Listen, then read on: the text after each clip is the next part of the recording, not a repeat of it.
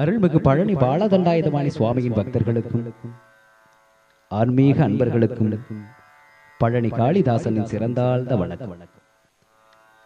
அருள்மிகு பழனி பாலதண்டாயுதபாணி சுவாமியின் நவபாசான மூலவர் சிலை சம்பந்தமாக எனக்கு கிடைத்த சில தகவல்களை உங்களிடம் பகிர்ந்து கொள்வதில் மிக்க மகிழ்ச்சி அடைகின்றேன். இந்த தகவல்களை நீங்கள் கேட்கும் வாய்ப்பு அமைந்தால் அதை நான் பெரும் பாக்கியமாய் கருதுகின்றேன். சித்த மருத்துவத்தின் அடையாளமாக விளங்கும் பழனி முருகன் கோவில் மூலவர் சிலை மருத்துவ குணம் வாய்ந்ததாகும். ஆயிரக்கணக்கான ஆண்டுகளுக்கு முன்னால் இச்சிலை உருவாக்கப்பட்டுள்ளது. பழனி முருகன் கோவில் தமிழகத்தில் பிரசித்தி பெற்ற கோயிலாகும். அதிக வருவாயை பெற்று தருவதும் பழனி மலை கோவில் தான். இக்கோவிலில் தண்டாயுதபாணியாக முருகப்பெருமான் வீட்டிருக்கின்றார்.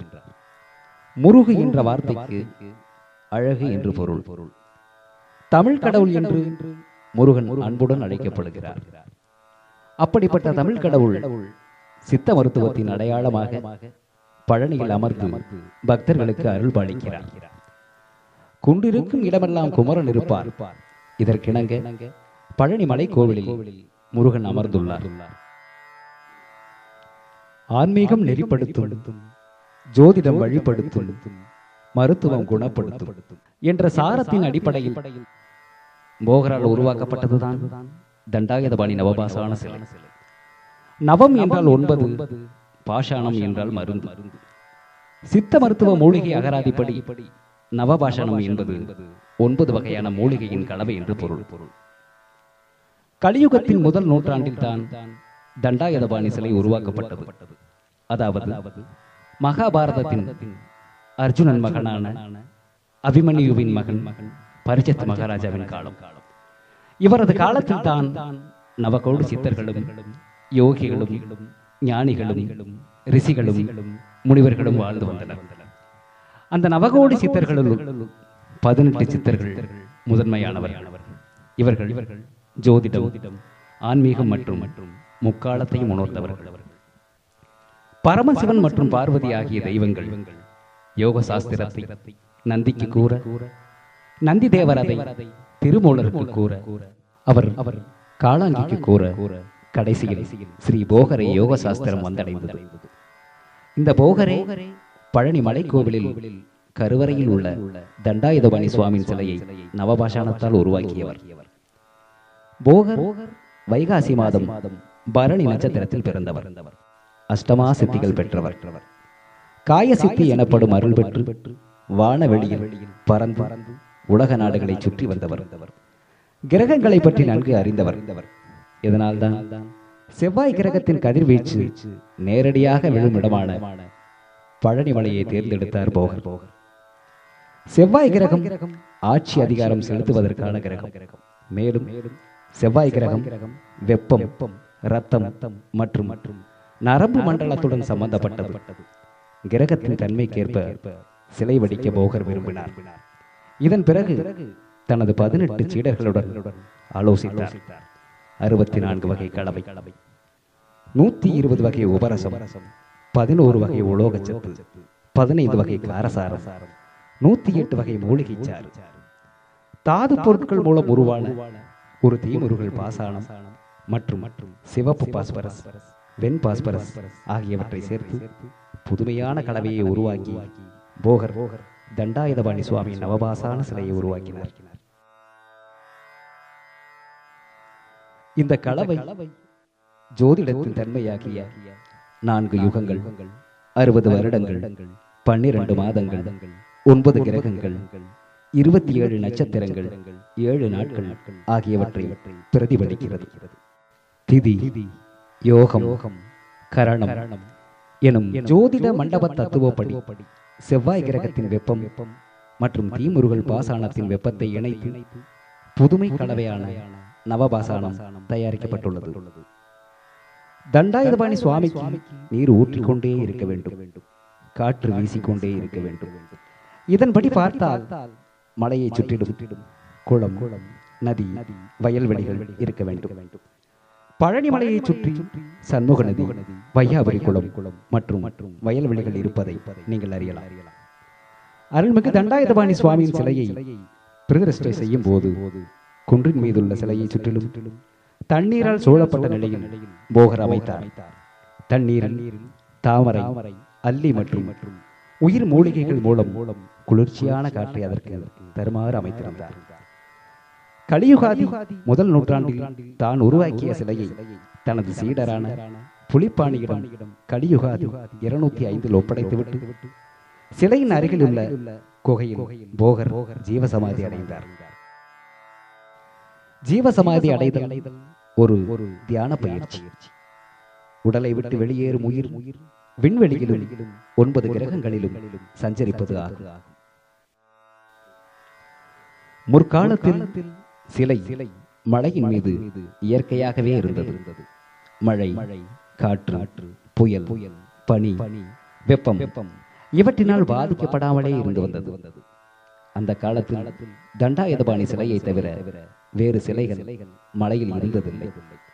இச்சிலை கல்லை விட கடினமானது, இரும்பை விட உறுதியானது. சேர பாண்டிய மன்னர்கள் திருமலை நாயக்கர் காலத்தில் கோபுரம், அர்த்தராஜ கோபுரம், சுற்றுச்சுவர் அமைக்கப்பட்டது. சிலைக்கு கோவில் கட்டிய பிறகு குளிர்ச்சியை ஏற்படுத்த கொடுமுடி நீர், திருமஞ்சன நீர், குளிர்ச்சி தரக்கூடிய சந்தனம், புனுகு, ஜவ்வாது, இளநீர், பால், பஞ்சாமிர்தம் ஆகிய குளிர்ச்சியான தீர்த்தங்களால் அபிஷேகம் செய்யும் முறை ஏற்பட்டது. இதனால் தான் முருகன் அபிஷேக பிரியன் என்று அழைக்கப்படுகிறார். எல்லா தெய்வ விக்கிரகங்களையும் பிரதிஷ்டை செய்யும் போது பீடத்திற்கும் இறைவனுடைய திருமேனுக்கும் இடையில் நவரத்னம் கொண்டு பிரதிஷ்டை செய்யப்படுவது வழக்கம். ஆனால் முருகன் சிலை நவரத்னங்கள் கொண்டு பிரதிஷ்டை செய்யாமல் சித்த ஆகம விதிமுறைப்படி செய்யப்பட்டுள்ளது. மருத்துவ முறையில் வடிவமைக்கப்பட்ட இச்சிலையில் தீமுருகல் பாசானம் உள்ளது. மேலும் திருமஞ்சனம், தண்ணீர் அபிஷேகம் தொடர்ச்சியாக நடைபெறுவதால் சுவாமி சிலையிலிருந்து ஒரு மதுரமான மருத்துவ மனம் வீசிக்கொண்டிருக்கும். இதனால் சிலையை நேரடியாக தரிசித்தால் நோய்கள் நீங்கும் என பக்தர்கள் நம்புகின்றனர். மலையேறி தண்டாயுதபாணி சுவாமியை தரிசித்தால் சுவாசமும் மனமும் ஒருநிலைப்பட்டு சுவாமியை ஒரு வினாடி பார்த்தவுடன் மதுரமான மருத்துவ சக்தியினால் ஆக்னாபீடம் என்ற புருவ மத்தியில் உணர்வு தூண்டப்பட்டு ரத்தம் சுத்தியாகிறது. இதனால் மக்களுக்கு உடலில் ஜீவகாந்த ஆற்றல் எனப்படும் ஒரு வகை சக்தி ஏற்பட்டு நோய்கள் நீங்கி நீண்ட ஆயுளுடன் வாழ வழிவகுக்கிறது. மேற்கூறியவற்றிற்கு போகர் 7000, போகர் சூத்திரம், போகர் கருக்கடை 100, போகர் மருத்துவ சூத்திரம், போகர் 12000 ஆகிய நூல்களில் ஆதாரம் இருப்பதாக சொல்லப்படுகிறது. பழனி தண்டாயுதபாணி சிலையின் முகம் பெண் வடிவம் உடையது. தலைப்பகுதி முடி வடிவம், பின்புற கொண்டையும் சந்திர பிறை, சூரிய பிறை, நெற்றி சுட்டி போன்ற அலங்கார அணிகலன்களுடன் அமைந்துள்ளது. காதில் மகர குண்டலமும் அமைந்துள்ளது. மார்பு ஆண் வடிவம், நெஞ்சில் குழியும் கொங்கையில்லா தன்மையும், அணிகலன் அலங்கார வடிவமும் கீழே குறியில்லாத நிலையிலும் சிலை அமைந்துள்ளது. மேலிருந்து கீழே வர வர குறுகிய நிலையிலும் வலதுபுறம் தண்டும் இடது இடுப்பில் கைகொண்டும் குன்றின் மேல் நிற்கும் பாதமில்லாத அமைப்பில் சிலை பிரதிஷ்டை செய்யப்பட்டுள்ளது. தண்டை ஆயுதமாக ஏந்தியுள்ளதால் தண்டாயுதபாணி என பெயர் பெற்றார். ஆண், பெண், அலி, அவன், அவள், அது, அதாவது பதி, பசு, பாசம் ஆகியவைகளுக்கு அப்பாற்பட்ட நிலையில் உயிர் சம்பந்தப்பட்ட இயக்க தூண்டுதலுக்கு உரிய சிலையாகும். தண்டாயுதபாணி சுவாமியின் சிலையின் தலைப்பகுதியில் இரவில் வைக்கப்படும் சந்தனம் காலையில் பார்த்தால் நிறம் மாறி இருக்கும். மேலும் அதிக மருத்துவ குணம் வாய்ந்ததாக மாறிவிடும். அந்த அளவுக்கு சிலை மருத்துவ குணம் உள்ளது. அந்த சந்தனத்தை உடம்பில் பூசிக்கொண்டாலோ அல்லது சாப்பிட்டாலோ நோய் நொடிகள் நீங்கும். இச்சந்தனமே ராக்கால சந்தனம் என்று அழைக்கப்படுகிறது. கோவில் கருவறை மூடப்படும் போது ஏற்படும் வெப்பத்தால் தண்டாயுதபாணி சிலை வியர்த்து ஒருவித நீர் சிலையிலிருந்து வழிய தொடங்கும். இது கௌபீன தீர்த்தம் என்று அழைக்கப்படுகிறது. இந்த தீர்த்தம் அதி அற்புதமான மருத்துவ குணம் பெற்றது. போகர் பெருமானால் உருவாக்கப்பட்ட சிறப்பு வாய்ந்த அருள்மிகு பழனி பால தண்டாயுதபாணி சுவாமியை தரிசனம் செய்து வாழ்வில் நோய் நொடியின்றி சகல செல்வங்களும் பெற்று சிறப்புடன் வாழ்வோமாக.